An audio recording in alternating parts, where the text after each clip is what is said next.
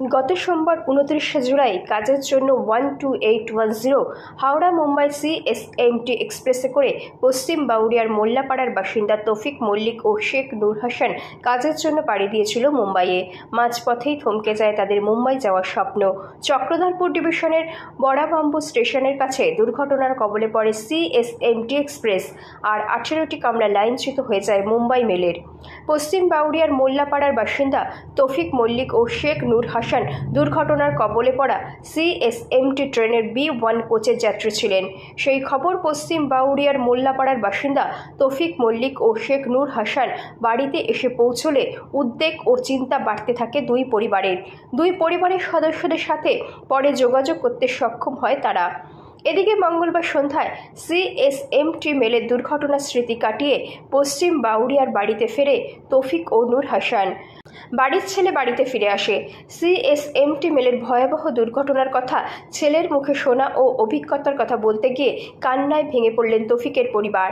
Mumbai mail দুর্ঘটনার পর পশ্চিম বাউরিয়ার বাড়িতে ফিরে মুম্বাই মেল দুর্ঘটনার সেই ভয়াবহ স্মৃতির কথা শোনালেন তৌফিক ও নূর হাসান। আর কোথায় যাচ্ছিলেন? B1-এর যাত্রী ছিলেন। ছিলাম মুম্বাই সিএসটি যাচ্ছিলাম সিবিআই ছাত্রবাস। মাঝপথে ঘটনা ঘটেছিল, সবাই আমরা ঘুমিয়েছিলাম। তারপরে ঘুমিয়ে ওঠার আওয়াজ হয়, অ্যাক্সিডেন্ট হয়ে রেলের চাকাটা পুলিশ দেখে নেবে, এক সাইডে পুলিশ চেন ঘুরছে, সবাই পুলিশ সেখানে দেখলাম সব লোক চেঁচামেচি করছে, কেউ উঠতে পারছে না, কেউ সেখানে পড়ে আছে, কেউ ওখানে আটকে পড়ে আছে।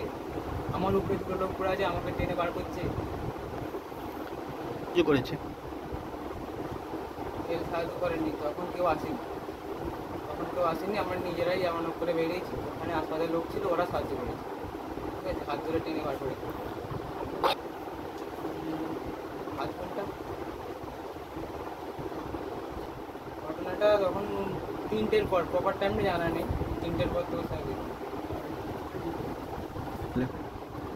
ওখানে গাড়ি থেকে নেমে গিয়ে ভালো করে দেখলাম কোথায় কি লেগেছে না লেগেছে দেখে, তারপর রাস্তা করে ঘরে ফোন করলাম, ফোন করে জানিয়ে দিলাম যে এই ব্যাপারে অ্যাক্সিডেন্ট হয়ে গেছে। মাথায় লেগেছিল, মানে উপর থেকে পড়ে গেছিলাম, তো পড়ে গেছি নিচে একদম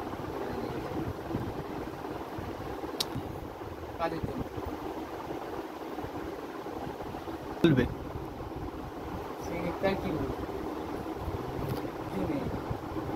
ট্রেন যাচ্ছে, ট্রেনের মধ্যে কোনো টাইম টেবিল নেই, ট্রেনে উঠছি কোনো প্রতিষ্ঠান নেই। ঠিক আছে, নানান রকম ব্যাপার। এসি কোচ সেরকম কোনো অ্যাভেলেবেল এই ব্যাপারে নেই। কী অবস্থা হয়েছে, আমরা তো ভেবেছি আমরা নিয়ে আর, তারপরে দেখছি সব ওরকম ছিটিয়ে পড়ে আছে। তারপরে ট্রেনে নিয়ে গেলো, বাইরে যেয়ে আবার জল ফল দিল মাথায়, তারপরে আমরা চেপে গেছিলাম। তৌফিক মল্লিক, পশ্চিম বাউরিয়া মোল্লাপাড়া থেকে মুম্বাই মেল। রিপোর্ট জি লাইভ নিউজ।